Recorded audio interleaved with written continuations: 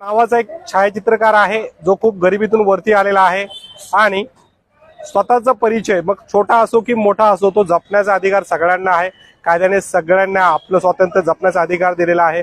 पुरुषोत्तम कडे नावाचा एक छायाचित्रकार जो अतिशय गरिबीतून वरती आलेला आहे आणि प्रसिद्ध व्यक्तीसोबत फोटो काढणे, त्यांची फोटो प्रकाशित करणे, ती फोटो खिचणे असं त्या व्यक्तीचा छंद आहे। या व्यक्तीचं सलमान खान सोबत बरेच फोटो आहेत। लहानपणापासून त्याने सलमान सोबत किंवा इतर सेलिब्रिटी सोबत फोटोज काढलेले आहेत। परंतु नुकतंच बिग बॉस सीझन 16 मध्ये सलमान खानच्या शो मध्ये त्या व्यक्तीचे फोटो वापरण्यात आलेले आहेत।